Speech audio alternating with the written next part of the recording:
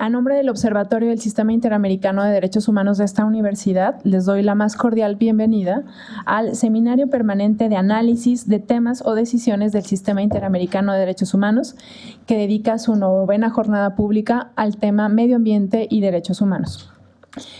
Para los que conocen las actividades del observatorio, pues es ya natural este espacio. Para quienes no las conocen, comentar que el Observatorio del Sistema Interamericano tiene este seminario permanente como un espacio desde la academia, pero abierto a todo el público interesado para el análisis y difusión de los estándares que desde el Sistema Regional de Protección de los Derechos Humanos se desarrollan sobre temáticas específicas que son relevantes para la región de las Américas, pero también para México.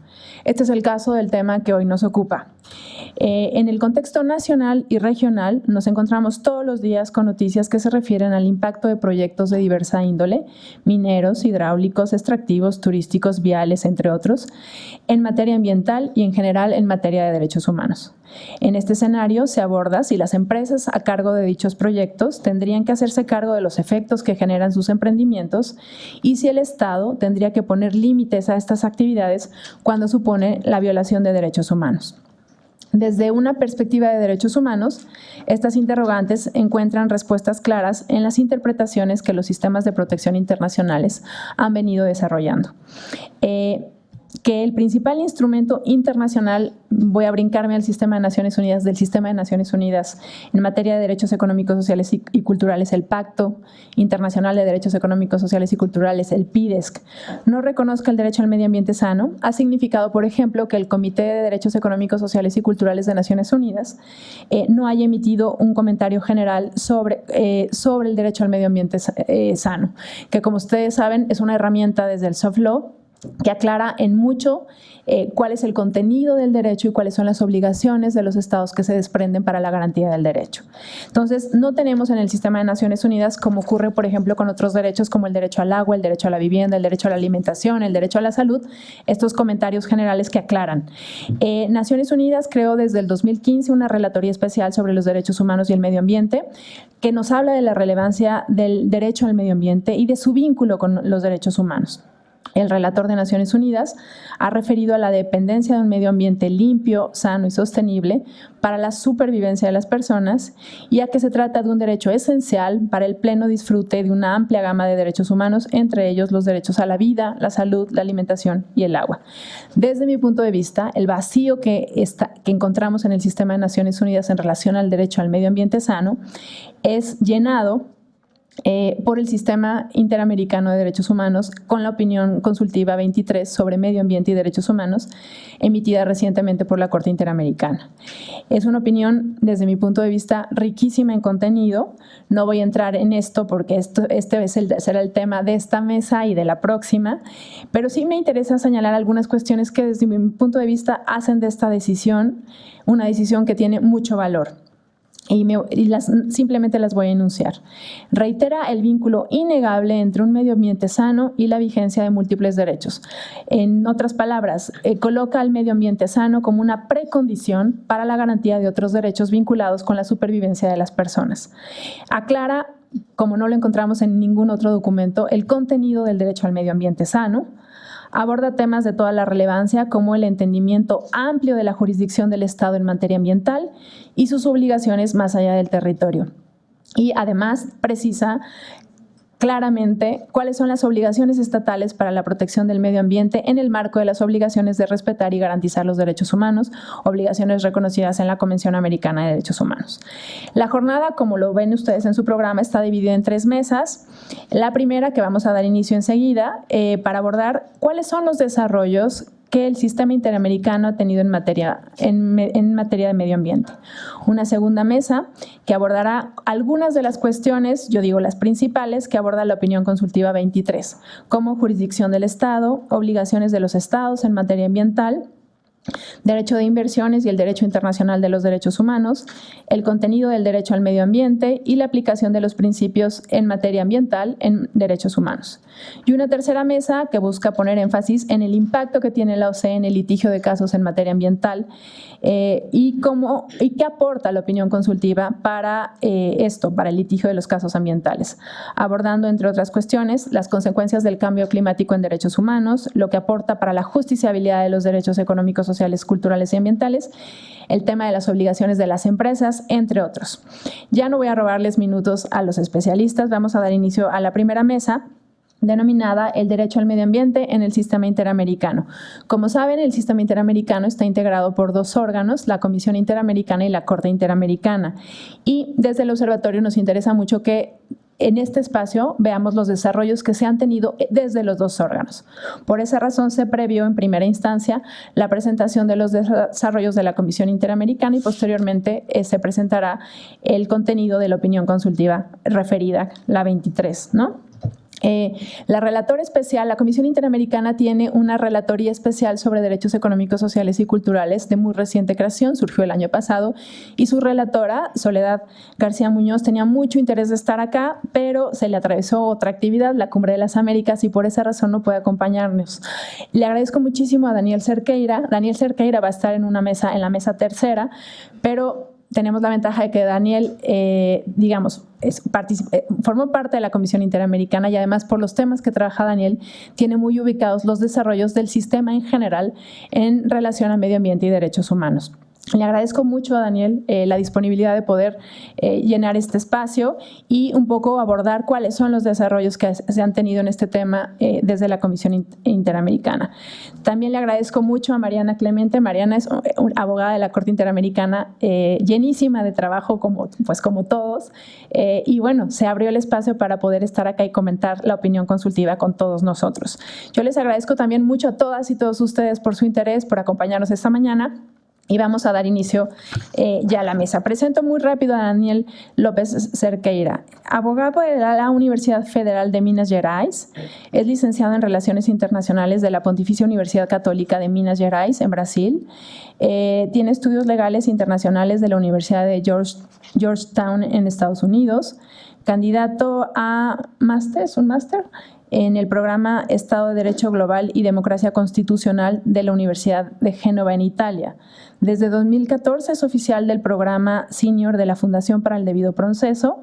Entre 2006 y 2013 fue abogado de la Comisión Interamericana de Derechos Humanos. Gracias, Daniel. Te cedo el uso de la palabra.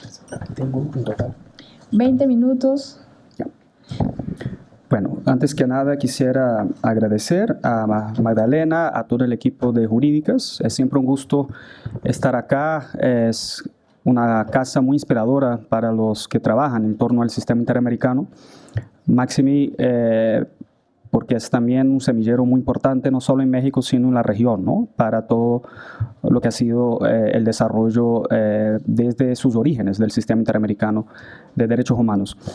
Yo hice una presentación en la cual yo he tratado de poner un poco nuevamente la camisa de la Comisión Interamericana de Derechos Humanos, pero sin perder el pie también en sociedad civil, que ya hago parte desde el 2014. Entonces, un poco inspirado también por lo que viene sucediendo en mi país, yo soy de Brasil. En Brasil, cualquier evento en donde está sociedad civil suelen hacer un introito, ¿no? Un comienzo de coyuntura, ¿no? Y la coyuntura que voy a hacer es para llegar un poco a través de un repaso de la realidad económica y social en la que vivimos en Latinoamérica, cuál es el aporte que puede tener la academia y sobre todo el derecho, el discurso jurídico, ¿no? Hay un filósofo polaco estadounidense que se llama Alfred Korzybski.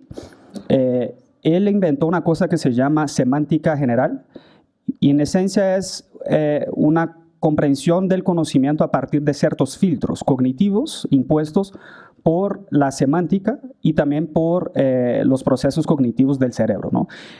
En resumen, ese señor estaba dando una clase y trajo una caja de galletas y empezó a comer las galletas. Y luego los alumnos quedaron observando, ¿no?, la reacción del profesor y él elogiaba el sabor de las galletas y preguntó, oye, ¿alguien quiere? Y unos 4 o 5 alumnos dicen sí. Él les regaló la galleta. Pasado unos 5 minutos, él voltea la caja y salía la foto de un perro con la frase, galleta para perros, ¿no? Casi todos los alumnos se asustaron, más de uno fue al baño, y él luego explica cómo el rótulo de las palabras muchas veces cambia el sabor de las cosas, ¿no?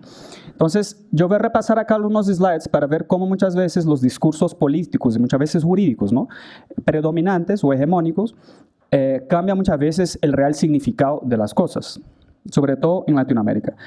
Eso yo saqué de discursos de militares luego de golpes de Estado. Ahí está incluido o están de alguna manera agraciados Pinochet, la Junta Militar en Argentina, el general Castelo Branco en Brasil, entre otros, ¿no? Restauración del orden interno, proceso de reorganización nacional, amenaza subversiva, intervención cívico-militar para preservar la democracia. Esas son las palabras, ¿no?, muy dulces, y esa es la realidad. Hay varias masacres, la foto del Estado Nacional de Chile, de Santiago. El periodista que está ahorcado es Vladimir Herzog, un caso que la Corte Interamericana está decidiendo en ese momento. Supuestamente suicidó en un departamento policial en São Paulo. En fin, esa es la realidad que escondía detrás de esas palabras, ¿no? Luego, eso era el marco temporal entre 1950 y 1980, ¿no? Lamentablemente en esa época vigoró una serie de dictaduras cívico-militares en Latinoamérica. La era del neoliberalismo entre 1980 y 2000, esas son las palabras también sacadas, muchas de ellas de manuales de economía de la Escuela de Chicago, ¿no? Estabilización macroeconómica, austeridad fiscal, disminución del rol del Estado en la actividad productiva, liberalización del comercio, incentivo a la inversión extranjera, modernización del aparato estatal. Y esa es la realidad. Ese cuadro en particular, con las columnas moradas, es el índice de pobreza en Argentina. En 1980, 5%, 1990, 43% de pobreza en la población, ¿no? Ese es el legado del neoliberalismo en Latinoamérica. Y ahora es la realidad en la que vivimos, ¿no? Lo que yo titulo extractivismo irracional, ¿no? El extractivismo irracional es básicamente digamos, la conversión de bienes naturales en productos de exportación, la primarización de la economía en nuestros países, ¿no?, a una escala industrial. Los discursos típicos es utilidad pública, interés nacional, mejores ingresos fiscales, trabajo, empleo, inversiones y, en resumen, desarrollo, ¿no? Y los que están contra esas palabras o ese modelo de desarrollo son antimineros, ambientalistas dogmáticos, enemigos del desarrollo. Y esa es la realidad. El Hueco Eso es una ciudad peruana que se llama Cerro de Pasco, tiene el tajo de la mina justo en la mitad de la ciudad. Esa casita que está rodeada de una carretera, no sé si ustedes han escuchado la historia de una lideresa peruana que ha resistido el proyecto minero de Conga en Cajamarca. Le ha pasado algo muy similar a lo que pasó a esa señora. Esa señora vive en Filipinas. Ella no quiso deshacerse de su propiedad y la mina tuvo la excelente idea de rodear su casita con una carretera que da acceso a la mina, ¿no? En fin, y la columna de abajo, a la derecha, es un enfrentamiento que hubo en el Perú en junio de 2009 que se llama El Baguazo. Alan García, en su momento era el presidente del país, aprobó una serie de decretos que flexibilizaba la concesión de proyectos, sobre todo petroleros, en la Amazonía peruana, y eso generó una serie de, digamos, movilizaciones de las comunidades indígenas amazónicas, hasta que finalmente hubo un enfrentamiento y murieron 33 policías y 11 indígenas, ¿no? Eso fue en junio de 2009. Muy bien, yo no quiero detenerme tanto en eso, pero creo que es siempre importante entender la realidad social, sobre todo porque estamos en la academia, ¿no? Y cuál es el aporte del derecho para de alguna manera mitigar los impactos negativos de una realidad para la humanidad en general, en particular para víctimas de violaciones de derechos humanos, ¿no? Algunos aprendizajes desde mi organización que hemos tenido es que el contexto actual se pensaba en algún momento que con la caída del precio de las commodities iba a haber una menor inversión o una menor conflictividad social derivada del extractivismo, ¿no? En realidad hubo un fenómeno que es al revés, lo que se llama carrera hacia el fondo, ¿no? Los países de la región empezaron a flexibilizar las salvaguardas, los estándares sociales y ambientales, con el fin de recortar costos adicionales de procesos de extracción. Eso se ha vivido desde México hasta Uruguay. Y justamente el desafío que se nos presenta hoy día es cómo los parámetros de derechos humanos pueden ser utilizados para evitar ese tipo de coyuntura, y la opinión consultiva ciertamente tiene un aporte muy importante, ¿no? Justo veniendo en taxi, yo le comentaba a Mariana la importancia que tendría traducir esa opinión consultiva al portugués, porque Brasil hoy en día es un champion negativo, ¿no? Tal vez es el país en donde ha habido más retrocesos en materia de salvaguardas ambiental y social. Prueba de eso es que Brasil es por tercer año seguido el país en donde más se asesinan defensores de la naturaleza, según Global Witness, ¿no? Que tiene un informe anual de agresiones y asesinatos de defensores del medio ambiente.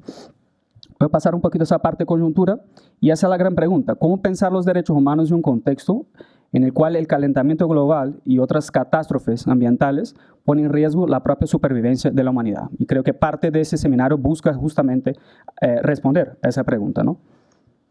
Voy a ver cómo está mi tiempo. El marco normativo interamericano, como la opinión consultiva en la primera sección muy bien resumen, los instrumentos más importantes son el Protocolo de San Salvador, en particular el artículo 11. Yo asumo que otros expositores a lo largo del día van también a abordar ese tema, con lo cual nada más los dejo como referencia, ¿no? El Protocolo de San Salvador tiene una limitación importante en cuanto a la justiciabilidad, y en algún momento de esa exposición voy a abordar eso, y tenemos el privilegio de tener acá a McGregor, que es tal vez la persona que ha liderado, ¿no? Todos los avances recientes en la Corte Interamericana en cuanto a la justiciabilidad de DESC. Esa discusión es intrínsecamente vinculada a la opinión consultiva, ¿no? Hay un parrafito de la Corte Interamericana, en eso creo que la Corte debió ser un poquito más extensa, igual hizo en los casos peruanos, Petroperú y otros, y Lagos del Campo, precisamente porque hay una dificultad muy grande incluso de justificar la justiciabilidad de derechos económicos y sociales, y tal vez eso va a ser objeto de muchas críticas porque derechos ambientales claramente no están en la Carta de la OEA, ¿no? Y la manera de abordar eso en la opinión consultiva fue hacer una referencia cruzada con Lagos del Campo, pero tal vez ahí en otras oportunidades la Corte seguramente podrá expandir un poco, ¿no? su fundamentación. Como saben, el artículo 19.6 del Protocolo de San Salvador limita la justiciabilidad a los derechos contemplados en los artículos 8 y 13 del propio protocolo, que son derecho a la educación y derechos sindicales, ¿no? Voy a abordar el tema de justiciabilidad de DESC, que justo estoy terminando un artículo, en su momento sería un gusto también tener una discusión acá en Jurídicas y en otros espacios, crítica necesariamente, pero también buscando fortalecer, ¿no? el argumento de la Corte Interamericana en el caso Lagos del Campo. La Carta Democrática Interamericana del año 2001, una fecha fatídica, ¿no? Fue aprobada el 11 de septiembre de 2001. También tiene una disposición específica sobre derechos ambientales y asocia el vínculo entre una sociedad democrática y el goce de un medio ambiente sano, y también el mismo preámbulo, ¿no? Reconoce que un medio ambiente sano es indispensable para el desarrollo integral del ser humano. En el lenguaje que ya venía adoptando las Naciones Unidas en el Plan de Acción, el programa de la Agenda 2030, entre otras declaraciones que más tarde vamos a mencionar. Resoluciones de la Asamblea General de la OEA, a partir del año 2001, también la OEA empieza a adoptar en cada Asamblea General y renovar, ¿no? Resoluciones vinculadas al tema de medio ambiente, algunas de ellas vinculadas al cambio climático. Yo no he querido ser exhaustivo acá, pero hay resoluciones incluso específicas sobre derecho al agua, pero las más vinculadas a medio ambiente de manera general son esas que están ahí expuestas, ¿no? Es adoptada en el año 2001, Derechos Humanos y Medio Ambiente, y luego renovada a partir del año 2003 con un texto muy parecido a lo que sigue vigente hasta ahora, ¿no? Y acá la misma OEA alenta a la Comisión Interamericana de Derechos Humanos y la Unidad de Desarrollo Sostenible y Medio Ambiente, que está en la Secretaría General de la OEA, a trabajar el tema desde la perspectiva de los derechos humanos. Otras dos resoluciones más específicas, una más específica sobre el cambio climático en las Américas y una otra básicamente incorporando al sistema interamericano desde los órganos políticos las discusiones de la Agenda 2030, que ahí establece 3 dimensiones de desarrollo, una de ellas el desarrollo ambiental, ¿no? O un medio ambiente sano, ¿no? El corpus juris internacional en materia de derechos ambientales está muy bien resumido en la opinión consultiva, no voy tampoco a detenerme mucho en eso, pero es importante tenerlo en cuenta porque la Comisión Interamericana aún no tiene un informe de fondo en el cual establezca parámetros más específicos sobre derecho ambiental, pero es muy probable que cuando lo haga va a incorporar todo ese corpus juris también internacional, de la misma manera como hizo la Corte Interamericana, ¿no?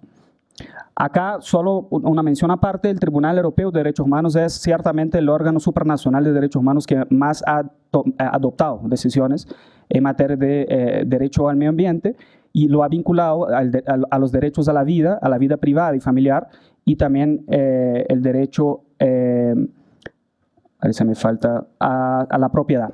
Hay una serie de casos, el leading case es con relación a España, y en general los derechos sustantivos del Convenio Europeo de Derechos Humanos que han sido abordados a partir para justificar, ¿no?, la violación a derechos al ambiente, han sido esos 3 derechos del Convenio Europeo. Una discusión también que es inevitable para hablar de derecho ambiental en el sistema interamericano es la supuesta diferencia, ¿no?, entre derechos civiles y políticos y derechos económicos, sociales y culturales. Esa diferencia estuvo muy contaminada de alguna manera por las disputas ideológicas durante la Guerra Fría. Si ustedes leen las primeras declaraciones, tanto americana como de la ONU, sobre derechos humanos, incorpora un lenguaje que incluso en Estados Unidos estaba muy vigente. El presidente Franklin Delano Roosevelt en su momento hizo un discurso en el Congreso americano en donde establecen las 3 libertades fundamentales en el contexto del conflicto, ¿no?, que se estaba llevando a cabo en Europa, de la Segunda Guerra Mundial.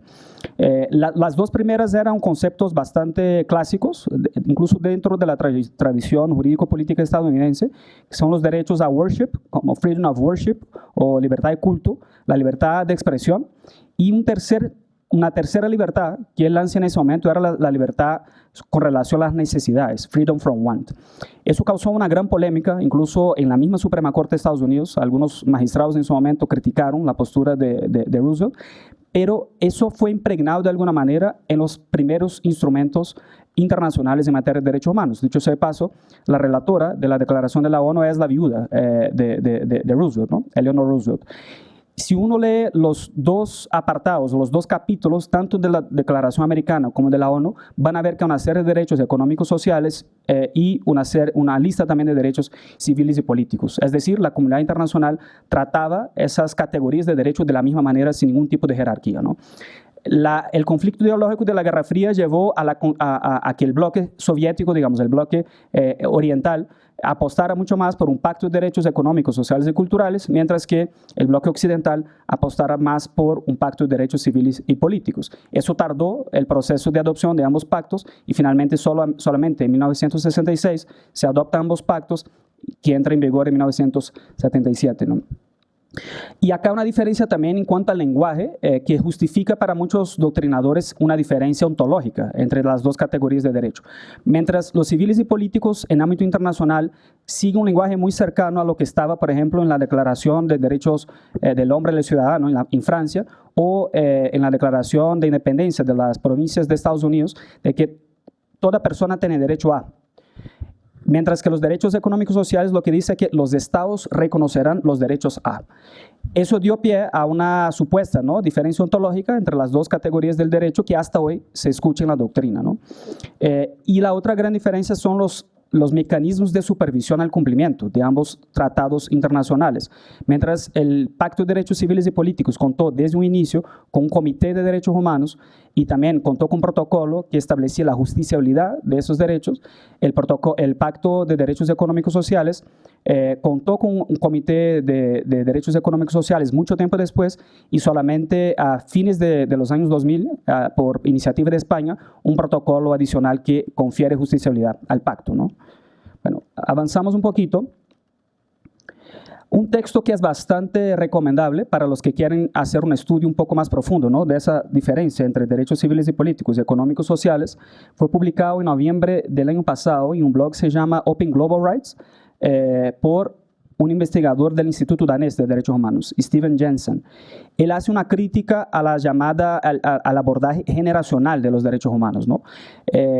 La llamada tercera generación de derechos humanos, que fue creada en realidad por el presidente de la UNESCO en 1977. Sin embargo, no existía la primera y la segunda. Es lo que decía, que existen los derechos a la solidaridad, como el derecho al medio ambiente, la misma democracia, y esas son la tercera generación de los derechos humanos, sus derechos de solidaridad. Sin embargo, si uno mira, incluso en registros históricos, no existió una antecedencia cronológica, digamos, de los derechos civiles y políticos en comparación con los derechos económicos, sociales y culturales. Dicho sea de paso, la OIT fue creada en el marco de la Paz de Versalles en 1919, antes de que cualquier otro organismo internacional tuviera competencia para establecer responsabilidad y dar seguimiento en materia de derechos civiles y políticos. Es decir, el primer organismo internacional con competencia para dar seguimiento a derechos humanos en ámbito internacional tenía competencia para hacerlo en materia de derechos sociales, ¿no? Particularmente de derechos laborales. Tampoco en el contexto de las revoluciones liberales de Europa había una precedencia cronológica o incluso axiológica entre derechos civiles y políticos. Eso lo explica muy bien ese artículo para los que estén interesados, ¿no? Desde el ámbito normativo, ciertamente, las primeras declaraciones de las revoluciones europeas en ese momento consagraban derechos civiles y políticos, pero en las discusiones que generaron el mismo proceso revolucionario había toda una demanda también en materia de derechos sociales, incluso culturales, ¿no? Vamos a aterrizar muy pronto a los precedentes de la Comisión Interamericana propiamente, pero antes quisiera detenerme un poquito al tema de la exigibilidad y justiciabilidad de los DESCA, ¿no? Creo que pocos autores y tampoco los jueces que hicieron los votos disidentes en las sentencias de los casos peruanos, que declara por primera vez la justiciabilidad del artículo 26 de la Convención Americana. Ese artículo es el único artículo convencional que consagra derechos económicos, sociales y culturales, ¿no? Ni siquiera esos jueces, Viugrose y Humberto Sierra, hacen una crítica en cuanto a la exigibilidad de los DESCA. Es distinto hablar de exigibilidad, o sea que son obligatorios, y justiciabilidad. Tampoco esos jueces critican la justiciabilidad interna de los DESC, ¿no? Siguiendo la línea del Comité DESC de la ONU, claramente en ámbito interno debe ser justiciable todos los derechos económicos, sociales y culturales. La gran discusión es cómo hacer para obtener la justiciabilidad interamericana de los DESC.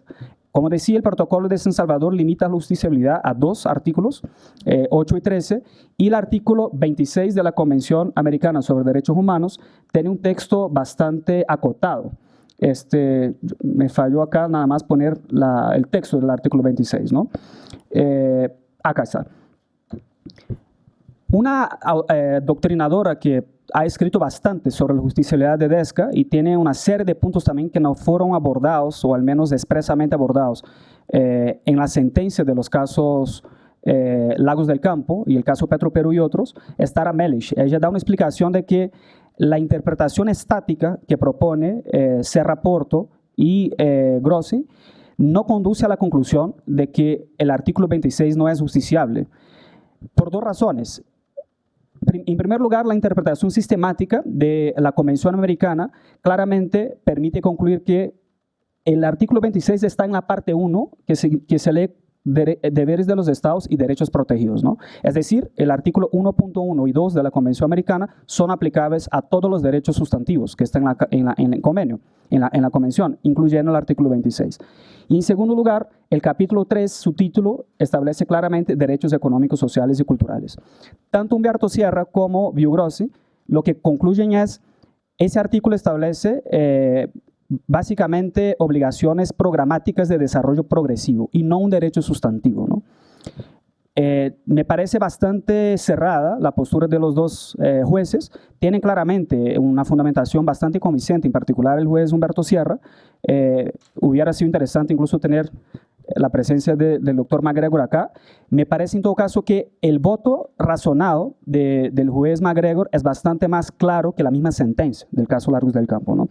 Creo que el reto para las próximas sentencias de la Corte Interamericana es traer un poco las discusiones que el juez McGregor ha desarrollado, no solo en esa sentencia Lagos del Campo, sino en otras, al cuerpo de la sentencia propiamente. No me parece que sea un ejercicio transparente tampoco que la Corte Interamericana, en el caso Petroperú, que fue adoptado unos meses después del caso Lagos del Campo, sencillamente diga, mira, ya hemos dicho eso, copy and paste, ese es el estándar de justiciabilidad del artículo 26, ¿no?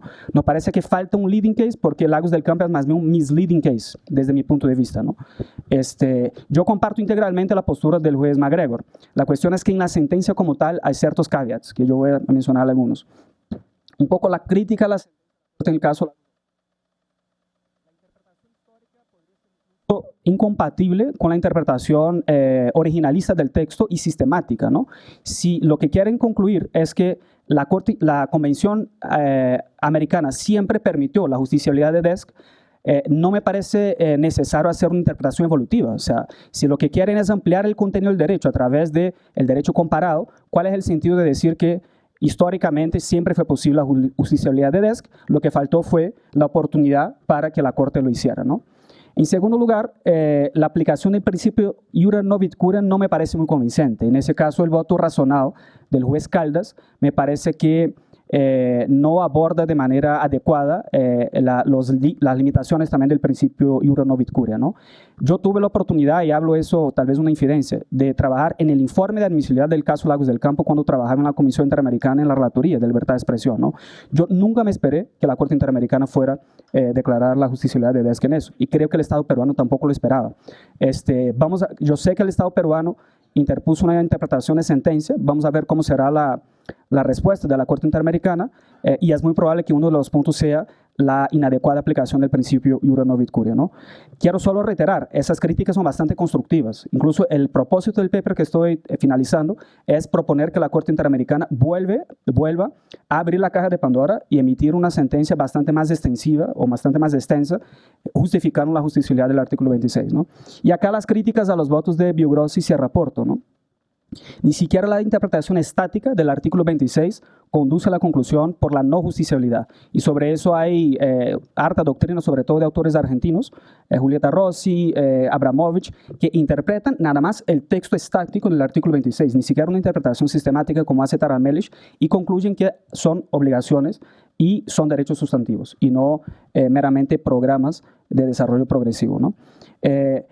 Ambos jueces dan una importancia muy desmesurada al voluntarismo estatal y al principio de soberanía. Claramente son principios fundamentales en el derecho internacional público, pero en la coyuntura actual en la que vivimos, el paradigma del derecho en que vivimos, claramente la fuente del derecho, la fuente de autoridad del derecho, no descansa exclusivamente en voluntarismo estatal, ¿no? Decir algo así sería regresar a los tiempos del positivismo primitivo, yo diría, ¿no? De John Austin, Jeremy Bentham, que buscaban de manera obsesiva cuál es la fuente de autoridad y concluían, es la soberanía del ente que da el jus positum, el derecho positivo, ¿no?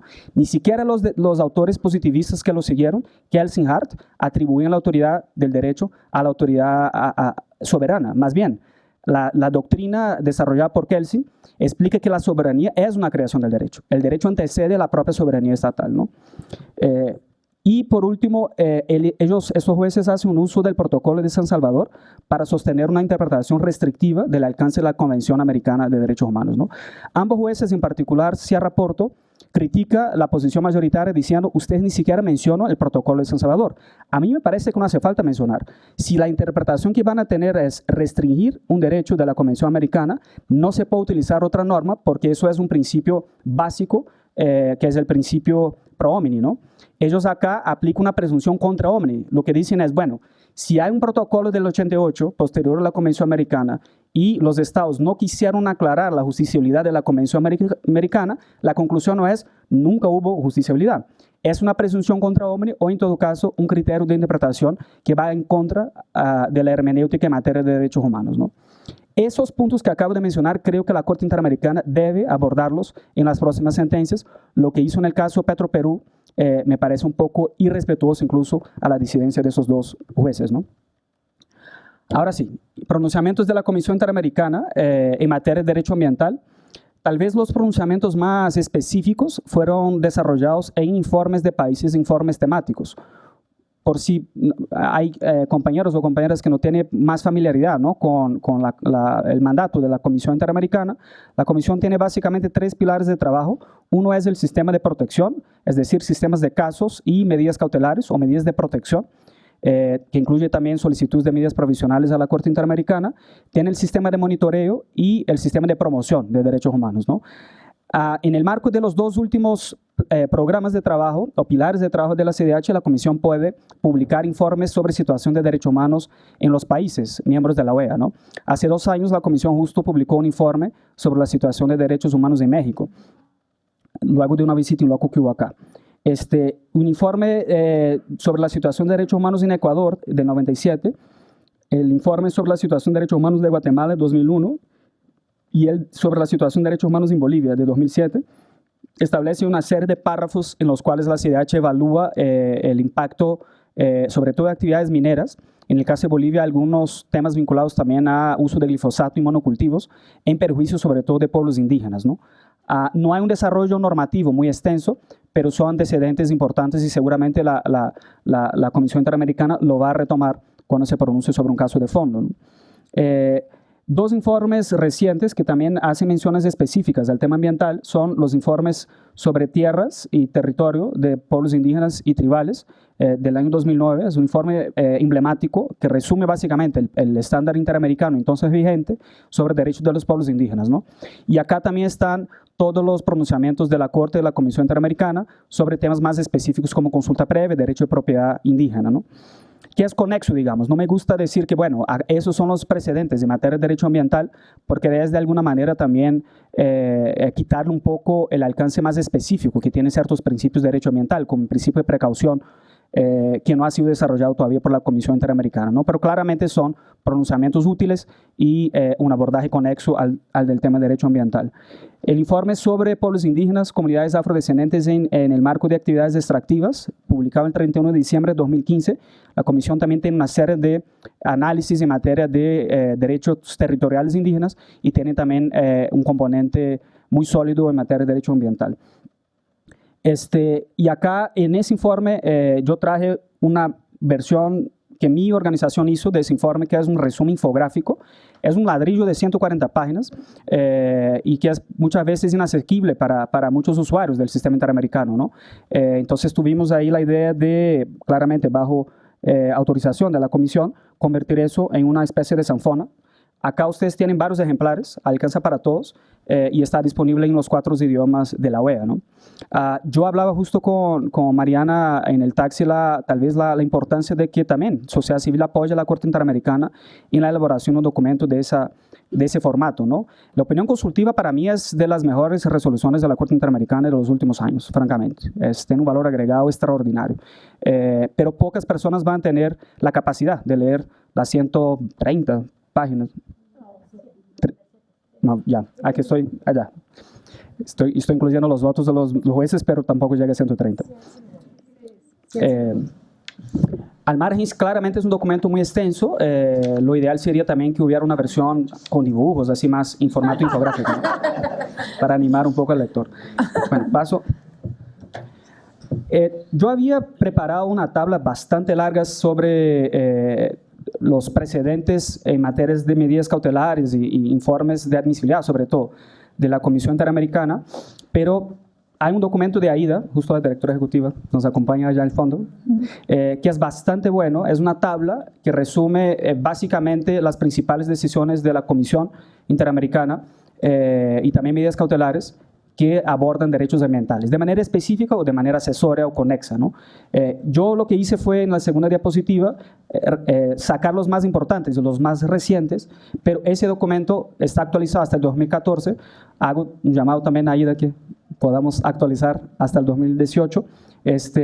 Acá ustedes tienen acceso básicamente a todo lo que ha dicho la Comisión Interamericana relevante en materia ambiental, ¿no? Y está en la página web de AIDA. Y acá, sobre todo las decisiones más recientes, yo quise jalar la primerísima de la Comisión Interamericana sobre Derechos de los Pueblos Indígenas. Es muy común escuchar que la Corte Interamericana da los avances más extraordinarios. No quiero hacer un comentario parroquial ni corporativista, porque ya no soy abogado de la Comisión Interamericana, pero claramente en las discusiones académicas, ojalá Mariana esté de acuerdo, la Comisión queda muy invisibilizada. Solo para darles un ejemplo, ¿no? No sé si ustedes, alguien acá, sabe cuándo fue la primera vez que un órgano del sistema interamericano se pronunció sobre el llamado control de convencionalidad, con o sin ese nombre, ¿no? Mucha gente dice en caso Anmonacid contra Chile, ¿no? 2006. La Comisión desde el año 91 ya decía que las leyes de amnistía de Argentina y Uruguay, ¿perdón? Nada, perdón. Decía que no tenía efecto jurídico porque vulneraban la obligación de esos estados de brindar justicia en casos de graves violaciones de derechos humanos, en particular crímenes de lesa humanidad, ¿no? Quedó obviamente la fama de la Corte Interamericana porque cuñó el término, incluso el término fue cuñado, entiendo, por García Ramírez, ¿no? Sí. Control de convencionalidad, otro aporte de jurídicas, ¿no? Es en votos razonados que luego la Corte Interamericana lo incorpora a su decisión mayoritaria, digamos. Pero claramente la Comisión ya tenía una serie de desarrollos, incluso en un comunicado de prensa del año 95, le dice a El Salvador que la ley de amnistía, las dos leyes de amnistía que había aprobado, eran inconvencionales, por lo cual no tenía ningún tipo de efecto jurídico, ¿no? Tanto informes de fondo del 91, el primero, como incluso informes de país y comunicados de prensa, la CIDH ya decía lo que la Corte después puso el rótulo de control de convencionalidad. El caso ese de Brasil es la primera vez que un órgano del sistema interamericano se pronuncia sobre derechos territoriales indígenas, ordena al Estado brasileño a demarcar el territorio del pueblo Yanomami que queda en la frontera con Venezuela, ¿no? Y acá una serie de otros informes, todos de admisibilidad. Ahora una crítica a la Comisión Interamericana de Derechos Humanos, ¿no? Yo empecé la exposición dando un poco un repaso sobre la realidad en la cual vivimos, ¿no? En los efectos que puede tener el extractivismo irracional en la vida de todos, no solo de víctimas concretas, en donde están los proyectos, sino de todos los que componen ese planeta, ¿no?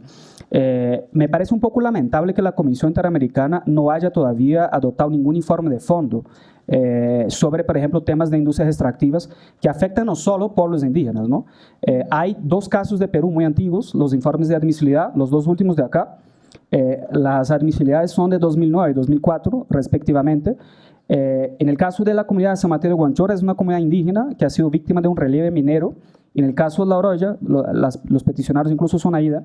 Es un complejo metalúrgico en esa ciudad que ha sido considerado durante, creo que desde siempre, que está entre las 10 ciudades más contaminadas del mundo. Y acá hay decenas de niños con plomo en la sangre que no tienen un acceso adecuado a un tratamiento, ¿no?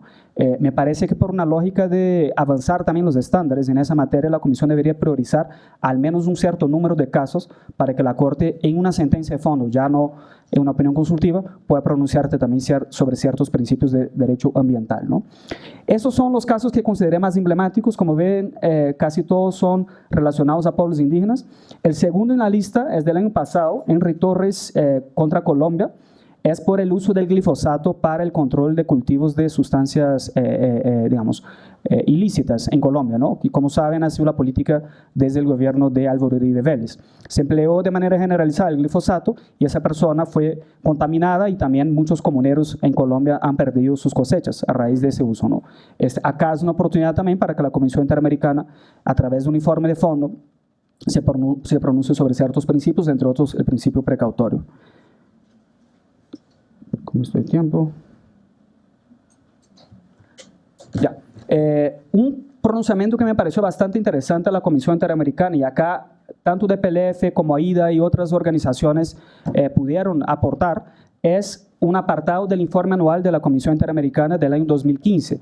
El informe anual desde el año 2014, otro aporte de un mexicano, en ese momento yo estaba en la Comisión Interamericana, el doctor José de Jesús Orozco, cuando era presidente de la CIDH en el 2013, lideró el cambio de reglamento de la CIDH y se incorporó en el artículo 59 del reglamento de la Comisión Interamericana un formato distinto del llamado capítulo cuarto del informe anual de la CIDH, ¿no? Ese capítulo históricamente tenía básicamente la lista sucia de países del continente en materia de retrocesos en derechos humanos, ¿no? Cuba ha estado desde hace varios años, Venezuela también es un cliente asiduo, Honduras, salvo cuando la CIDH adoptó informes de país, Honduras también ha estado varias veces después del golpe de Estado de 2009, en fin. A partir de 2014, por fuerza del nuevo reglamento de la Comisión, además de tener esa lista sucia, ese capítulo tiene también un apartado, que es el apartado A, que desarrolla ciertos temas de interés de la Comisión Interamericana de Derechos Humanos, ¿no? Y acá la Comisión publicó un estudio sobre acceso al agua en el continente, muy influenciado por una audiencia temática en la cual AIDA, DPLF y otras organizaciones de la región solicitaron y presentaron información sobre el derecho al agua, ¿no? Acá está el índice, digamos, de ese capítulo, de ese apartado del capítulo cuarto del informe anual, y como ven, hay una serie de desarrollos también de otros organismos supranacionales de derechos humanos sobre ese tema en concreto, ¿no? Derecho al agua. Es un documento largo, tiene alrededor de 50 páginas, y buena buena parte de la información que está ahí fue recabada por la CIDH a través de audiencias temáticas, incluyendo esa en la que participamos en 2015. Pronunciamientos a través de comunicados de prensa. En diciembre de 2015, pocos días antes de la cumbre de Lima, sobre cambio climático, la CIDH publicó un comunicado en el cual vincula derechos humanos con un medio ambiente sano, ¿no? Es la primera vez que un pronunciamiento de esa naturaleza, un comunicado de prensa, la Comisión da un paso tan importante, ¿no? Cosa que ya venía haciendo la Asamblea General de la OEA, y la Comisión acá puso su granito de arena, ¿no? Y en el año pasado hubo dos comunicados de prensa, uno vinculado a asesinatos de defensores del medio ambiente en Guatemala y otro más general, convocando a los países de la región a proteger los defensores y defensores de la tierra y el medio ambiente en la región en general, ¿no? No hice acá tampoco una lista exhaustiva. La Comisión tiene varios comunicados de prensa sobre asesinatos de líderes sociales, pueblos indígenas, quilombolas en Brasil, afrobrasileños. Yo traté de abarcar solamente los comunicados de prensa más específicos sobre derecho ambiental, ¿no? Pero hay una serie de otros comunicados que la Comisión ha sacado siempre que hay casos de asesinatos, ¿no? Sobre todo masacres en perjuicios de líderes ambientales o pueblos indígenas. Eso, digamos, es un repaso bastante general sobre los precedentes de la Comisión Interamericana, y otra fuente de información muy importante de la Comisión son las audiencias temáticas.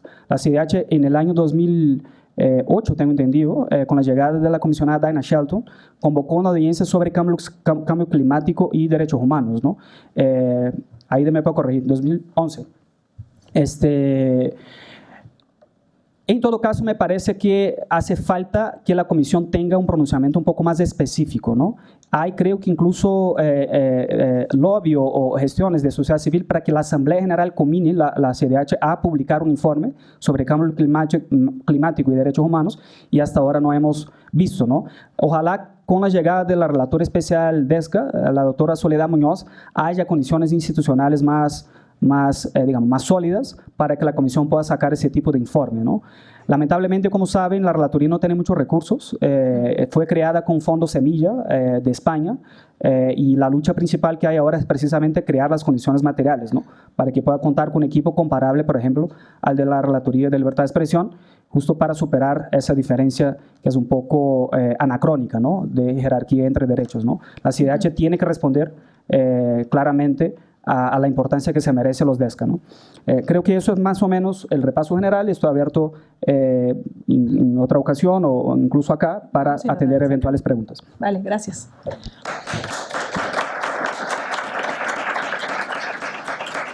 Muchas gracias a Daniel por su intervención, sin duda por colocar los desarrollos específicos que la Comisión Interamericana ha tenido sobre temas de medio ambiente y derechos humanos, que la verdad es que nos interesaba mucho que la mesa incluyera, porque normalmente están invisibilizados cuando Comisión Interamericana ha tenido desarrollos pues desde hace muchos años, y esto no se sabe, ¿no? También yo le agradezco que haya colocado el tema del contexto, porque el contexto nos permite dimensionar de manera diferente la OCE 23, y creo que un debate paralelo a la opinión consultiva 23 de toda la relevancia no acabado es el de la justiciabilidad directa de los DESC en general y del derecho al medio ambiente en particular.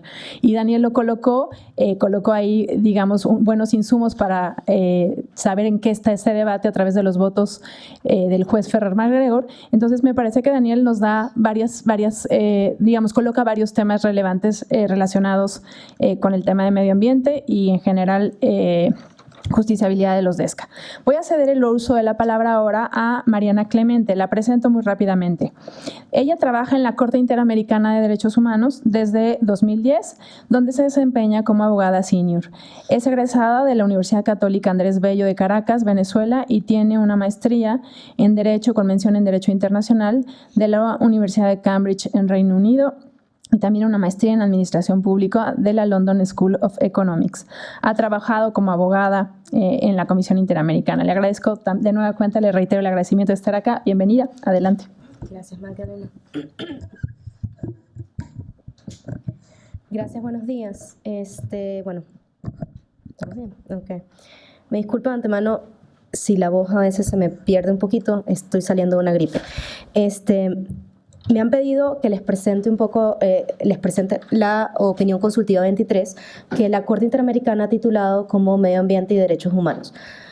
Para un poquito de historia con respecto al procedimiento, esta opinión consultiva fue solicitada por el Estado de Colombia.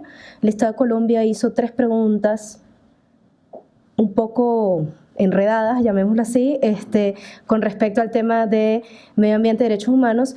Para quienes lean la opinión consultiva, no voy a ocupar mucho tiempo en eso para tratar de concentrarnos en lo importante. La Corte sí hace unas determinaciones limitando un poco el alcance de lo que va a contestar o cómo lo va a contestar o de la manera como no va a entrar dentro de los vericuetos en que están hechas las preguntas por Colombia. Pero en el marco, en esta opinión consultiva y ahorita como presentación, los capítulos más importantes o que equivaldrían a capítulos de fondo en una sentencia contenciosa, son los capítulos, un primer capítulo introductorio que presenta la Corte sobre la protección del medio ambiente y derechos humanos, donde explica un poco la interrelación, como estaba mencionando Magdalena y como mencionó Daniel, esa relación innegable que existe entre medio ambiente y derechos humanos. Esta no es la primera oportunidad en que la Corte se pronuncia sobre el tema de medio ambiente y derechos humanos, pero sí, la Corte lo resalta en su opinión consultiva, es la primera oportunidad en que la Corte lo puede hacer de manera extendida y refiriéndose a todas las obligaciones posibles. ¿Okay? También la Corte es la primera oportunidad que habla directamente sobre el derecho al medio ambiente sano y sobre los múltiples otros derechos que pueden verse afectados por la degradación del medio ambiente. Luego ya comienza lo que la Corte ofrece como esta especie de marco introductorio jurídico general sobre el tema de la relación entre medio ambiente y derechos humanos, para luego contestar las preguntas específicas hechas por Colombia en la opinión consultiva. Una que tiene que ver con el alcance o el contenido que se le va a dar al término jurisdicción en el marco del artículo 1.1 de la Convención Americana. Y para quienes conocen la Convención Americana saben, como la mayoría de los tratados de derechos humanos, la responsabilidad de un Estado por el incumplimiento de las obligaciones establecidas en un tratado de derechos humanos surge en la medida en que la persona estuviera bajo la jurisdicción de ese Estado. La pregunta de Colombia era un poco, ¿qué se entiende bajo jurisdicción en esta Convención Americana? Y si puede entenderse bajo jurisdicción cuestiones que ocurran fuera del territorio de un Estado. Y en eso la Corte contesta. Y luego la Corte reúne la segunda y la tercera pregunta de Colombia, entendiendo que lo que está preguntando Colombia es cuáles son las obligaciones de los Estados bajo la Convención Americana para proteger el derecho a la vida y la integridad personal en relación con el medio ambiente y en relación con la protección del derecho al medio, no del derecho al medio ambiente, sino del medio ambiente como tal. Entonces la Corte reúne esa segunda y esa tercera pregunta de Colombia y se extiende en cuanto a las obligaciones de prevención, el principio precautorio, el principio de precaución, la obligación de cooperación y las obligaciones de procedimiento. No voy a entrar más extensamente más adelante, pero esto es más o menos, son los 3 capítulos más importantes que ofrece la opinión consultiva y de los que vamos a hablar en esta presentación. Entonces, la opinión consultiva en ese primer capítulo introductorio.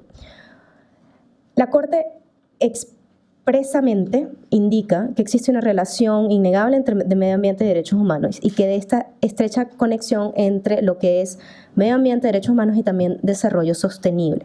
De aquí también un poco surge la conexión con la Carta de la OEA y explica la Corte cómo de esta relación y de esta necesidad siempre de un medio propicio para poder gozar, poder garantizar y respetar los derechos humanos, han surgido como 2 desarrollos en el mundo del derecho internacional. El reconocimiento del derecho al medio ambiente sano como un derecho autónomo, como un derecho en sí mismo que se debe proteger, pero a la vez, cómo ha surgido el reconocimiento cada vez más frecuente, como mencionó Daniel, también, por ejemplo, el Tribunal Europeo tiene muchísima jurisprudencia relacionada a esa relación entre los derechos humanos y la protección del medio ambiente, como otros múltiples derechos que no son el derecho al medio ambiente sano, como derecho autónomo, se ven afectados por degradaciones al medio ambiente y por daños al medio ambiente, lo cual genera toda una serie de obligaciones de los Estados para la protección del medio ambiente. A partir de esto, la Corte explica cómo existen El derecho al medio ambiente sano, protegido específicamente en el sistema interamericano por el Protocolo de San Salvador en el artículo 11, y efectivamente la Corte hace mención de que también se entendería protegido por el artículo 26 de la Convención Americana.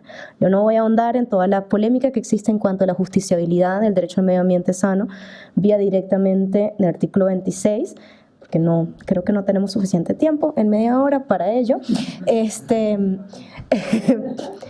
Pero efectivamente la Corte deja eso ahí establecido y sí sería oportuno que posiblemente en un caso contencioso más adelante se extienda un poco más en cómo sería esto.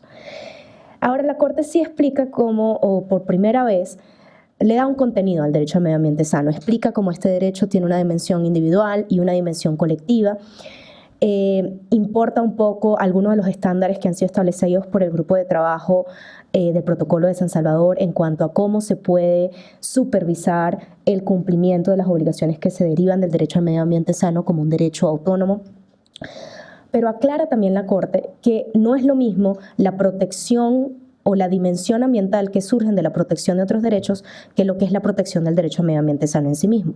El derecho al medio ambiente sano en sí mismo protege como intereses en sí mismo ciertos elementos del medio ambiente, como los bosques, los ríos, los mares, cosa que la dimensión o de alguna manera los elementos ambientales de otros derechos, como el derecho a la salud, el derecho a la integridad personal, el derecho a la vida, no. ¿Okay? Entonces la Corte sí hace esa diferencia. También explica la Corte cómo hay derechos particulares, si bien todos los derechos humanos requieren de un medio propicio para poder ser respetados y garantizados, hay derechos que son particularmente vulnerables a la degradación del medio ambiente. Y la Corte, importando un poco el desarrollo que ha habido, sobre todo del relator de Naciones Unidas con respecto al medio ambiente sano, el título es mucho más largo, pero es el relator de Naciones Unidas con respecto al medio ambiente sano, utiliza esta clasificación de lo que son derechos sustantivos, del derecho a la salud, el derecho a la integridad personal, el derecho a la vida, u otros derechos, y los derechos de procedimiento, que serían estos derechos que son necesarios para garantizar esos otros derechos sustantivos, como el derecho a acceso a la información, el derecho a acceso a la justicia, el derecho a la participación pública. ¿Okay? Entonces, una vez así, ofreciendo este marco introductorio, este marco jurídico, la Corte inicia sus respuestas directamente a las preguntas realizadas por Colombia. Ahora, la Corte también resalta que estos derechos sustantivos puede requerir una mayor intensidad en su protección frente a grupos particularmente vulnerables. Esto es algo que no debería hacer falta decir, pero que se ha dicho por muchas agencias de Naciones Unidas, y órganos de Naciones Unidas en cuanto a ciertos grupos que ya son particularmente vulnerables, niños, comunidades indígenas, grupos en situación de pobreza extrema, típicamente sufren un impacto diferenciado, un impacto más intenso frente a la degradación del medio ambiente. Y esto es aún peor, o esto posa algunas obligaciones adicionales en los estados para balancear y tomar decisiones con respecto a evitar una discriminación, un impacto diferenciado en este sentido también, por ejemplo, con respecto a comunidades que dependen para su supervivencia o económicamente del medio ambiente en el que se desenvuelven. ¿Okay? Estamos hablando tanto de comunidades ribereñas como de comunidades que dependan de la agricultura para su supervivencia, por ejemplo, no es solamente comunidades costeras o ribereñas o comunidades indígenas. También se puede tratar de comunidades no indígenas que se puedan ver particularmente o tengan un impacto. Lo más importante es, lo que resalta la Corte, si bien no va a ser un desarrollo específico sobre obligaciones específicas, sí le resalta a los estados la obligación de, en el marco de sus obligaciones de no discriminación, de la prohibición de discriminación, de adoptar las medidas positivas que sean necesarias para dirigirse o solventar esta situación del impacto diferenciado en ciertas comunidades particularmente vulnerables. ¿Okay? Sigo adelante con las preguntas hechas por Colombia. Con respecto al término jurisdicción bajo la Convención Americana, la Corte no es la primera vez que lo dice, y eso es importante resaltarlo. Ya en la opinión consultiva sobre niños migrantes, la Corte había adelantado algo al respecto, pero sí fue una oportunidad en la Corte utilizó para extenderse un poco más con respecto a su razonamiento, un poco a lo mejor como lo que estaba pidiendo Daniel se hiciera con respecto al artículo 26, la Corte explica que el término jurisdicción en la Convención Americana no está limitado al espacio territorial del Estado. Eso implica que el ejercicio de la jurisdicción bajo la Convención Americana no necesariamente sucede exclusivamente dentro de los límites territoriales de un Estado y que los Estados deben cumplir con sus obligaciones que se derivan de la Convención Americana, tanto dentro como fuera de su territorio. El término jurisdicción, sin embargo, la Corte reconoce, utilizando también jurisprudencia tanto del Comité de Derechos Humanos como del Tribunal Europeo, que tiene amplísima jurisprudencia al respecto de conductas extraterritoriales de los Estados, reconoce que las conductas extraterritoriales de los Estados, para que acarreen el ejercicio de la jurisdicción por parte de un Estado, es una situación excepcional. Es una situación excepcional que se debe examinar en cada caso concreto y que requiere que la persona esté sometida a la autoridad o a un control efectivo por parte de la autoridad de ese Estado, ¿okay? Para considerarse que existe que estamos ante una situación del ejercicio de la jurisdicción por parte de un Estado aún fuera de su territorio o de sus límites territoriales. ¿Okay? Eso es una primera aproximación que hace el Estado, la Corte, perdón. ¿Qué sucede? En este caso, Colombia estaba planteando dos situaciones, no de manera muy clara, pero en principio lo que estaba planteando era dos situaciones. Uno, unos regímenes especiales de protección ambiental. Específicamente, Colombia había planteado su pregunta con respecto al Convenio de Cartagena, que es uno de los múltiples tratados o planes o programas para protección de mares regionales que se han implementado o que se han firmado bajo el Programa de Naciones Unidas para Protección de los Mares Regionales. ¿Okay? Entonces, el convenio, la Corte, si bien no limita su respuesta al Convenio de Cartagena, toma este ejemplo que está preguntando Colombia. Si estos tratados que son para protección de mares regionales, que establecen zonas de aplicación, estos tratados normalmente establecen unas zonas de aplicación. En el caso, por ejemplo, del Convenio de Cartagena, no era es lo que ellos llamaban, en el tratado se conoce como la región del Gran Mar Caribe, la gran región del Mar Caribe, porque no abarcaba solo el Mar Caribe, sino que abarcaba hasta el Golfo de México, etcétera, ¿no? Es una región muy amplia dentro de los estados firmantes. Si lo que estaba planteando Colombia es si las obligaciones que establecían en este tipo de tratados de protección y de prevención y de control de la contaminación en estas zonas para todos los estados partes, de alguna manera extendía la jurisdicción de los estados a toda esa zona de aplicación del tratado. Y lo que le contesta la Corte a Colombia en esta parte, otra vez, sin limitarlo al Convenio de Cartagena, es que el ejercicio de la jurisdicción no depende de la ubicación de una persona en una zona geográfica determinada. ¿Okay? El ejercicio de la jurisdicción depende de que exista un control efectivo sobre la persona. Dentro del territorio de un Estado, eso siempre va a ser realidad, ¿no? Bueno, no siempre, típicamente. Pero fuera del territorio de un Estado es una situación que se debe verificar y comprobar en el caso concreto. Y no depende del establecimiento de zonas de aplicación de normas de no contaminación por parte de este tipo de tratados de protección ambiental. Eso es lo que le está contestando la Corte a Colombia en este caso.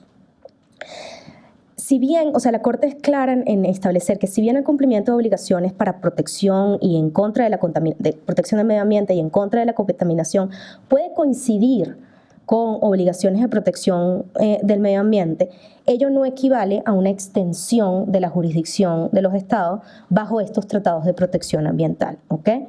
Eso es muy importante y tampoco se deriva de los propios tratados estos de protección ambiental que hay esa intención de los estados de hacer esa cesión de soberanía de sus jurisdicciones territoriales. Por lo cual la Corte sí, en su respuesta a esta pregunta, establece que la determinación de si hay las situaciones por las cuales se genera jurisdicción bajo la Convención Americana fuera de los límites territoriales del Estado debe examinarse en cada caso concreto.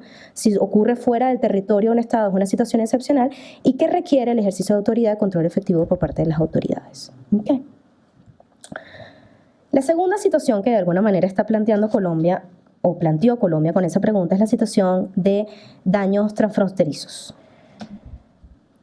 Existe de alguna manera, no hay discusión hoy en día que en el derecho internacional exige que los estados eviten causar daños transfronterizos a otros estados dentro del marco de sus obligaciones internacionales.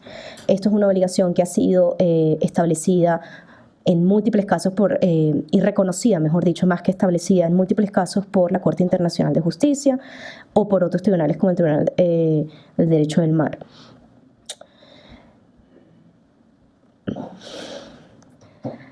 Lo que se busca en esta respuesta, de alguna manera, es reconocer que no solamente la jurisdicción del Estado puede ser activada bajo la Convención Americana por conductas que suceden fuera del territorio de un Estado, sino a veces también por conductas que, aunque se originaron dentro del territorio de un Estado, tienen efectos fuera del territorio de un Estado, ¿ok?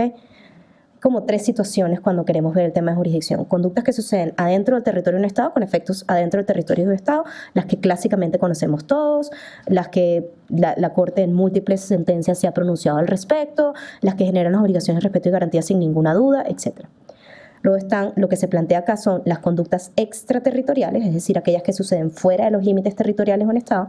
Y este tercer supuesto plantea la situación de conductas que, aunque se originan dentro del territorio de un Estado, dentro de los límites territoriales, tienen efecto fuera. ¿Okay? Esto es muy común, obviamente, como muchos sabrán, en el tema de degradación del medio ambiente, porque pues, los mares y los ríos y la atmósfera no tienen límite territorial. ¿Okay? Entonces, con muchísima frecuencia esto pudiera ocurrir.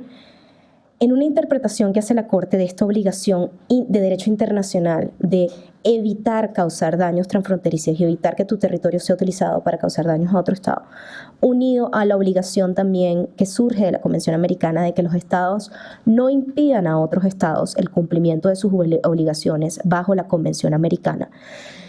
La Corte interpretó que entonces también surge de esto la obligación de los Estados de evitar daños transfronterizos bajo la Convención Americana y que se podría entender que las personas del otro Estado están bajo la jurisdicción del Estado cuando existe una relación de causalidad entre el daño originado en el territorio de un Estado que causa o que previene o que evita o que causa obstáculos para la garantía de los derechos humanos en otro Estado.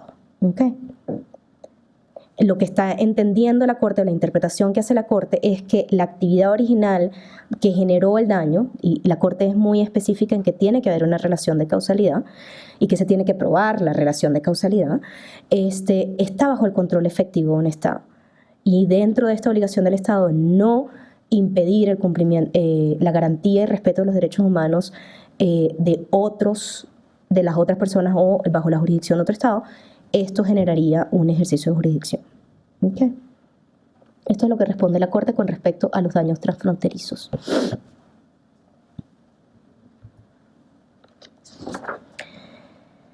Comenzamos con la segunda y la tercera pregunta. No sé cómo estoy en el tiempo. A ver, pero bueno.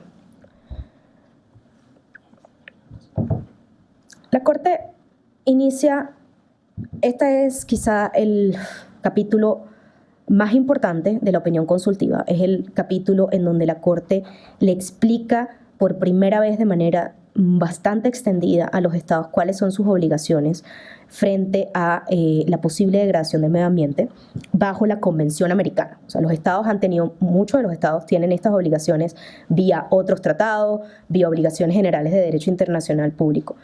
La Corte lo que está indicando en esta opinión consultiva es que muchas de estas obligaciones también surgen para poder respetar y garantizar los derechos consagrados en la Convención Americana.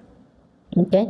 Y hace una interpretación sistemática de estas obligaciones generales de derecho ambiental dentro de las obligaciones de respeto y garantía de la Convención Americana. Para comenzar, la Corte, quiero advertir que Colombia hizo sus preguntas específicamente con respecto a el derecho a la vida y el derecho a la integridad personal, por lo cual la Corte contestó las preguntas con respecto al derecho a la vida y a la integridad personal. Pero en distintos puntos de la opinión consultiva, la Corte hace la advertencia o la aclaración de que el hecho de que estas obligaciones en esta opinión consultiva se estén estableciendo frente al derecho a la vida y a la integridad personal no quiere decir que no existan frente a otros derechos. Solo que en este caso Colombia con respecto a esos derechos está preguntando y con respecto a esos derechos la Corte contesta. Por supuesto, con respecto a otros derechos, habrá que comprender y tener en cuenta el contenido de esos derechos. ¿Por qué digo esto? Cuando la Corte comienza a explicar las obligaciones de los Estados frente a la protección del derecho, el respeto y garantía del derecho a la vida y en relación con declaraciones al medio ambiente, explica cuál es el contenido del derecho a la vida y a la integridad personal, retoma toda su jurisprudencia sobre el derecho a una vida digna y cómo los estados tienen tanto obligaciones de respeto como de garantía frente a tanto el derecho a la vida como la integridad personal, por el cual el Estado no solo está prevenido de cualquier práctica o actividad que restrinja el acceso en condiciones de igualdad a una vida digna o a lesiones a la integridad personal o a de alguna manera por lesiones a la integridad psíquica o moral, pero también de contaminar ilícitamente directamente el Estado, el medio ambiente, pero también tiene que adoptar medidas positivas para regular, supervisar, fiscalizar y controlar todo lo que tenga que ver con las degradaciones del medio ambiente que pudiera afectar el derecho de las personas a vivir en condiciones dignas, ¿ok? Y a que su integridad personal no sea lesionada. En el marco de este contenido de este derecho es que la Corte responde las obligaciones específicas. Por ejemplo, si en algún caso surgiera la relación de estas obligaciones con respecto al derecho a la salud, corresponderá a la Corte en su momento o a los órganos internos que estuvieran decidiendo sobre casos que se hubieran planteado a nivel interno, porque sí es muy importante la posibilidad que hay de litigar estos casos también a nivel interno. También es importante contextualizar todas estas obligaciones en el marco del contenido y alcance del derecho específico al cual se esté refiriendo la situación. ¿Okay? Entonces, una vez visto ese contexto, la Corte quisiera una cosa aclarar. En general, la Corte hace una aclaración al principio por el cual la mayoría, no todas, la mayoría de las obligaciones para la protección del medio ambiente surgen o se dan en el marco de la debida diligencia que debe emplear el Estado en sus actividades. ¿Okay? La mayoría se trata de obligaciones de conducta que no requieren necesariamente un resultado específico, por lo cual la debida diligencia es un estándar muy importante en el cumplimiento de todas estas obligaciones. Y la Corte lo deja de manera expresa al comenzar a explicar todas estas obligaciones. En específico, la Corte se extendió con respecto a la obligación de prevención, el principio precautorio o principio de precaución, la obligación de cooperación y las obligaciones de procedimiento. Cuando estábamos hablando antes, un poquito más arriba, el tema de cómo la Corte utiliza la clasificación que hace el Relator de Naciones Unidas para Medio Ambiente entre derechos sustantivos y derechos de procedimiento.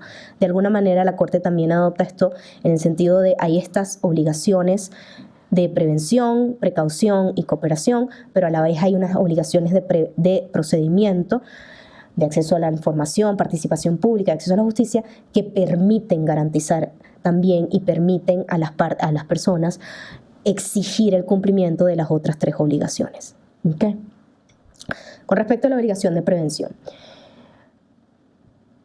por tiempo no me puedo extender con respecto a todo lo que dice la opinión consultiva, pero las cosas más importantes que explica la Corte.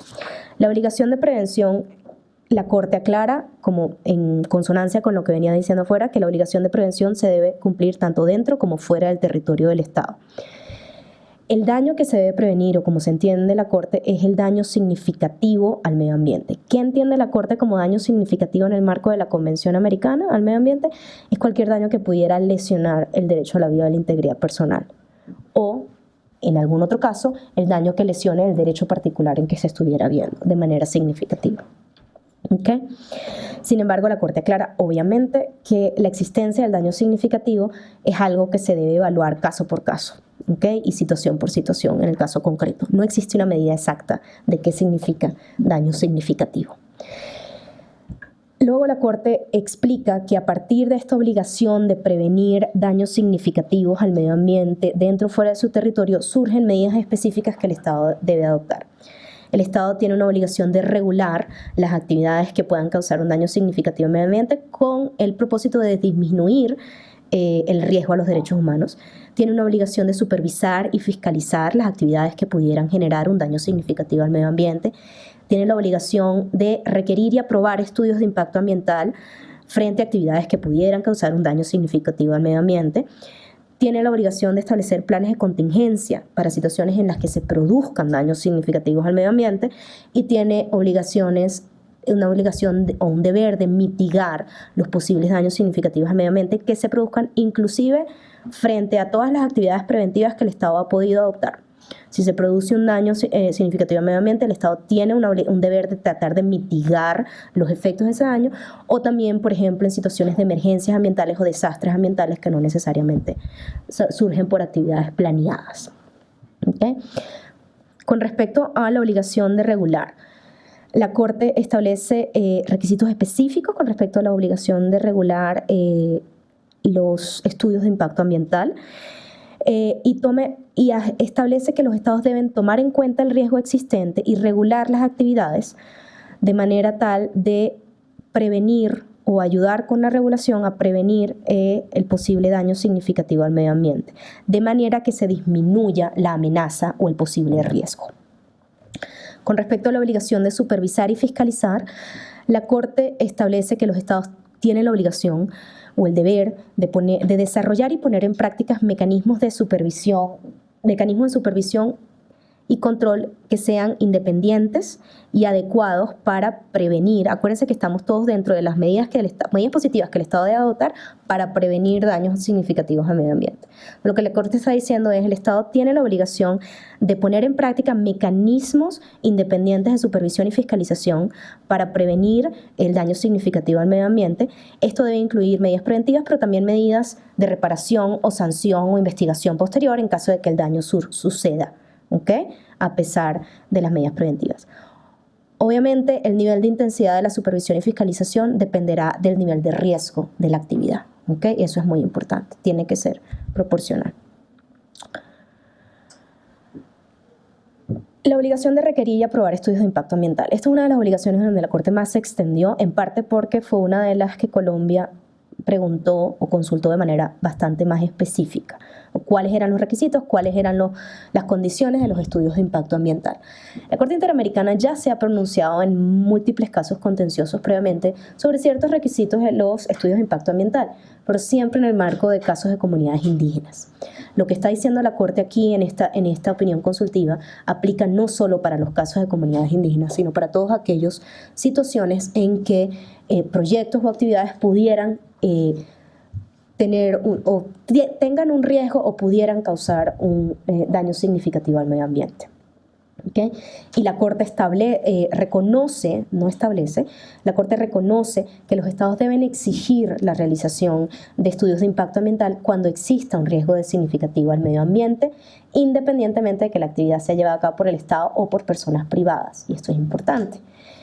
La Corte establece que estos estudios deben realizarse de manera previa a la realización de la actividad o el otorgamiento de la licencia o de los permisos o de la concesión, como se llame el requisito legal a nivel interno que se establezca para iniciar la actividad. La Corte aclara que si por casualidad, por ejemplo, una actividad se hubiera iniciado sin que se hubiera realizado el estudio de impacto ambiental, se debe realizar el estudio de impacto ambiental por lo menos antes de que se finalice o se ejecute o concluya el proyecto. ¿Okay? Que se hubiera iniciado el proyecto sin realizarse el estudio de impacto ambiental no es excusa para no hacerlo posteriormente si no se hizo al principio, es lo que es importante. Sí, por supuesto, debería realizarse de manera previa, pero eso no quiere decir que si no se hizo y se detecta el error después, no se vaya a realizar, o se detecta el riesgo significativo al medio ambiente después, se realice. ¿Okay? Eso es muy importante. Tiene que ser realizado por entidades independientes bajo la supervisión del Estado.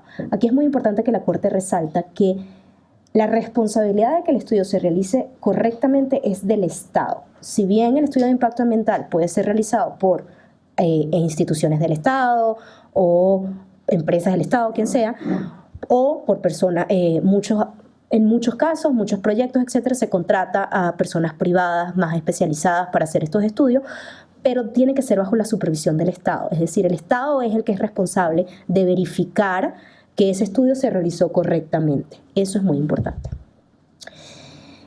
Debe abarcar el impacto acumulado. ¿Qué significa esto?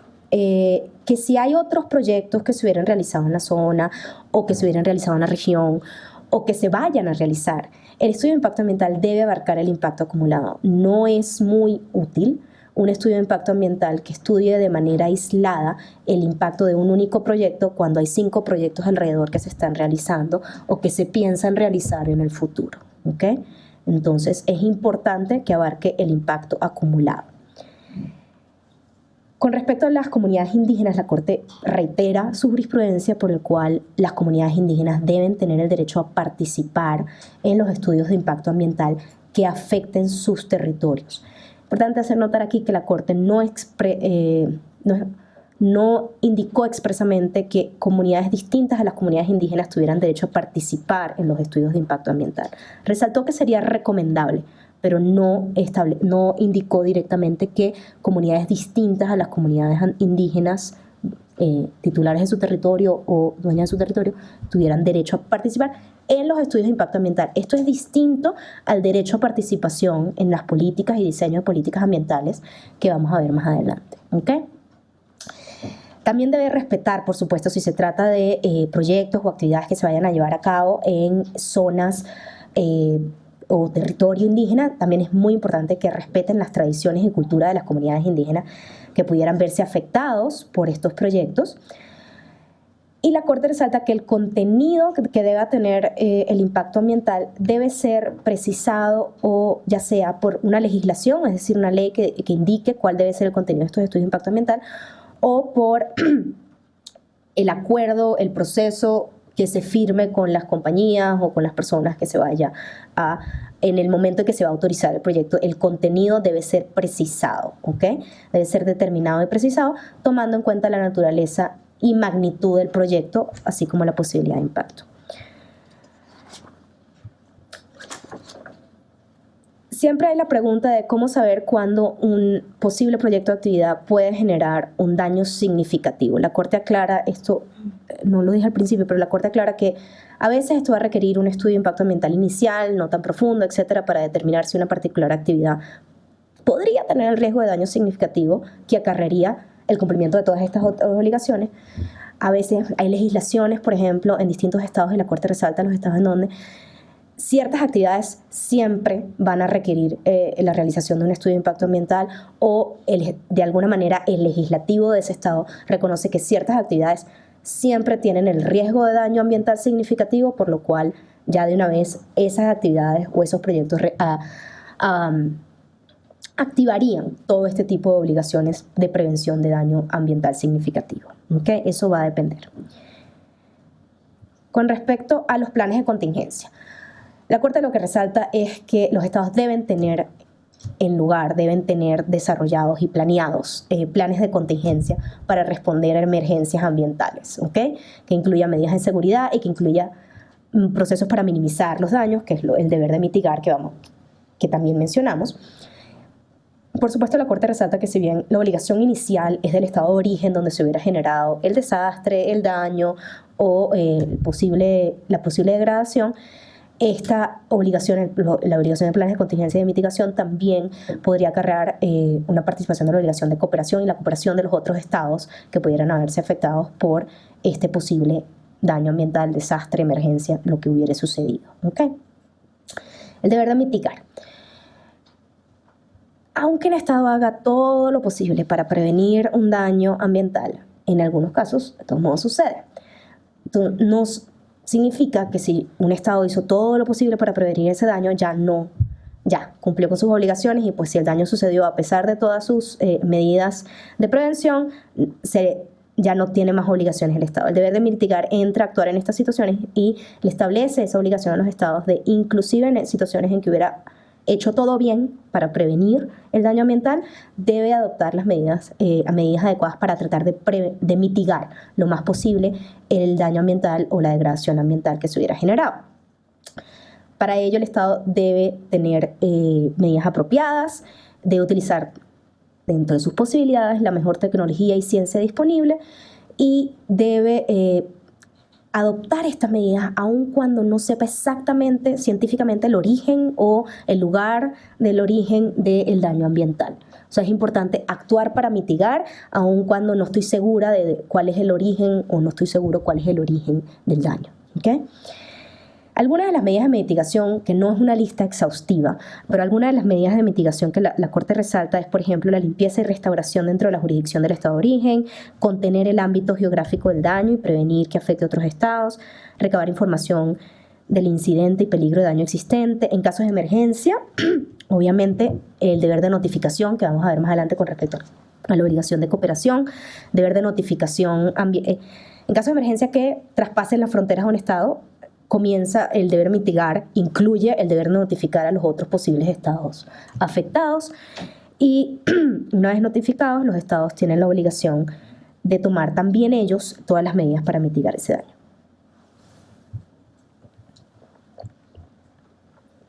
daño. Perdón. El principio de precaución. La Corte hace todo un análisis del principio de precaución, el principio precautorio, como ha sido definido en distintos instrumentos, y concluye que de manera general no se puede afirmar el carácter consuetudinario del principio de precaución para todas las situaciones. Sin embargo, también concluye que en el marco de una interpretación pro persona de la Convención Americana, en lo que se refiere a la protección del derecho a la vida y la integridad personal y posiblemente otros derechos, los estados deben actuar conforme al principio precautorio para proteger el derecho a la vida y la integridad personal frente a posibles daños al medio ambiente. Eso significa que cuando hay indicadores plausibles de posibles daños, que una actividad, un proyecto o algo pudiera generar posibles daños graves e irreversibles, tengan en cuenta que esto es un estándar más alto que el del deber de prevención. El deber de prevención habla de daños significativos, eso está hablando de daños graves e irreversibles al medio ambiente. Aún en ausencia de certeza científica, el Estado debe adoptar todas las medidas que sean eficaces para prevenir ese posible daño grave e irreversible. ¿Okay? Esto es lo que la Corte concluye con respecto al principio de precaución. Con respecto a la obligación de cooperación, la obligación de cooperación tiene la característica, a diferencia de las dos previas que estábamos mencionando, que es una obligación que se termina estableciendo en realidad o de alguna manera se importa de una obligación interestatal, de obligaciones entre los estados, para entre estados garantizar el respeto a los derechos humanos de las personas bajo su jurisdicción, a diferencia de las otras. La obligación de cooperar de buena fe para la protección contra daños al medio ambiente surge directamente de la Convención Americana y la Corte concluye que para proteger el derecho a la vida y la integridad personal genera por lo menos dos deberes específicos. Hay tratados, hay instrumentos que establecen otro tipo de obligaciones, por ejemplo, deberes de intercambio de información científica y tecnológica. Pero la Corte concluye que por lo menos hay dos deberes, obligaciones que son claras, que surgen de el deber de cooperación o la obligación de cooperación. Por un lado, el deber de notificar a los estados potencialmente afectados de daños significativos, por daños ambientales significativos de manera previa y oportuna, acompañado de información pertinente y suficiente y, por supuesto, en caso de emergencias ambientales. Y por el otro lado, el deber de consultar y negociar con los estados que pudieran verse afectados por daños transfronterizos significativos. El deber de notificar. ¿A quién? A los estados potencialmente afectados. Digo potencialmente afectados, eso implica que no es ciertamente afectados, ¿ok? Son estados potencialmente afectados. ¿Cuándo lo deben hacer? De manera previa. De manera previa y oportuna significa cuando el Estado tenga conocimiento que una actividad planificada en su jurisdicción podría generar un riesgo o un daño significativo al medio ambiente que traspase sus fronteras. Este deber va a surgir cuando el Estado tiene conocimiento de la potencialidad del riesgo. Eso a veces va a ser con el estudio de impacto ambiental, eso a veces va a ser antes de la realización del estudio de impacto ambiental. El tema es que la obligación surge cuando el Estado tiene conocimiento de la potencialidad del daño, ¿okay? O de la posibilidad del daño. Debe ser acompañado de la información suficiente. Esto no siempre va a ser toda la información que acompaña un estudio de impacto ambiental. ¿Por qué? Porque los estudios de impacto ambiental normalmente requieren una cantidad de recursos y una cantidad de tiempo, ¿okay?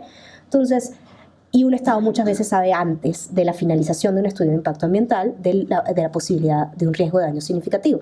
Entonces, esto lo que está diciendo la Corte es, debe ser acompañado de la información suficiente al momento en que el Estado informa, notifica. Si ya después se complementa esa información o se completa esa información con toda la información que surge del estudio de impacto ambiental, mejor aún. Hay, por supuesto, la Corte deja claro que existe una obligación de notificación en caso de emergencias ambientales, sin demora. Por eso se llaman emergencias. El deber de consulta y negociación. La Corte establece que los Estados tienen el deber de consultar y negociar con los Estados potencialmente afectados por daños transfronterizos.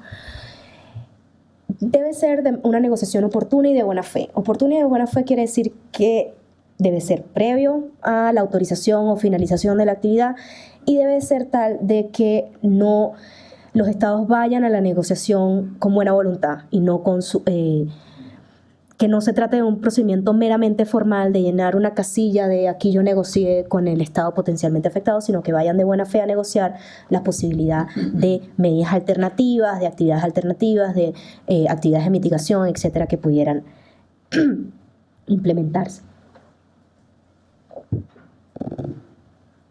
Precisamente por esta buena fe que debe caracterizar la consulta y negociación, los Estados la Corte establece que los Estados deben abstenerse de otorgar autorizaciones o iniciar la ejecución de proyectos que pudieran ser contrarias a esa negociación que se está realizando. ¿Okay?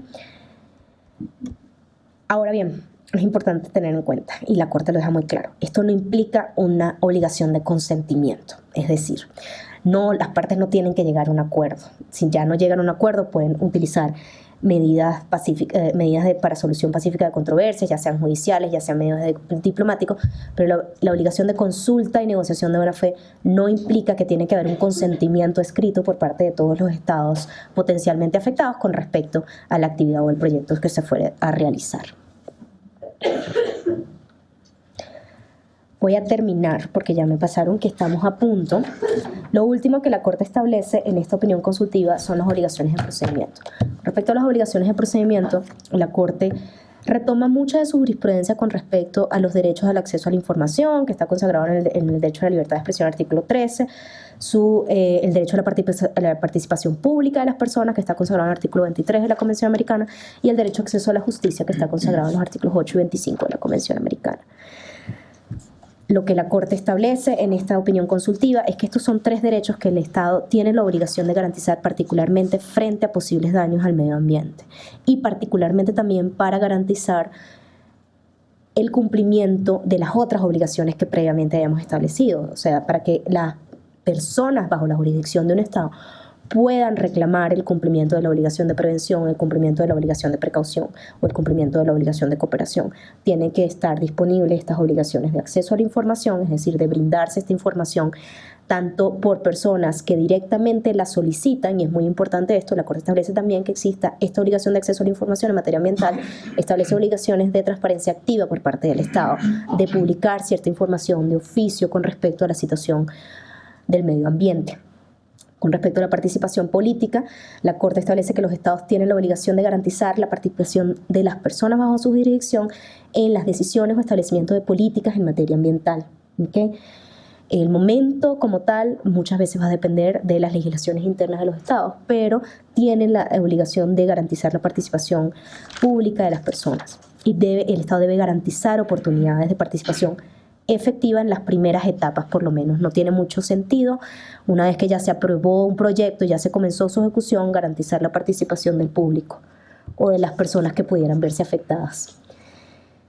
Y por último, el acceso a la justicia. El acceso a la justicia, además, tiene la característica que no solo garantiza las otras obligaciones o los otros derechos, sino también estas obligaciones de acceso a la información y de participación política de las personas. El acceso a la justicia el Estado debe implementar o desarrollar los recursos necesarios para que con el debido proceso legal los Estados puedan impugnar cualquier norma, cualquier decisión, cualquier acuerdo o cualquier acto u omisión de las autoridades públicas que pudiera causar un daño significativo al medio ambiente, que para también asegurar la plena realización de los demás derechos de procedimiento, es decir, acceso a la información y participación política, pero también para remediar cualquier violación que se hubiera generado por incumplimiento de estas obligaciones. No solo por la sanción de los posibles responsables, sino a lo mejor por la posible reparación. La Corte además establece expresamente, y esto es muy importante, que en virtud del principio de no discriminación, este derecho de acceso a la justicia se debe garantizar también a personas fuera del territorio de un Estado, pero que pudieran verse afectados por daños transfronterizos que se originen en el territorio de un Estado. ¿Okay? Y esto es muy importante. Y con esto termino la OC23.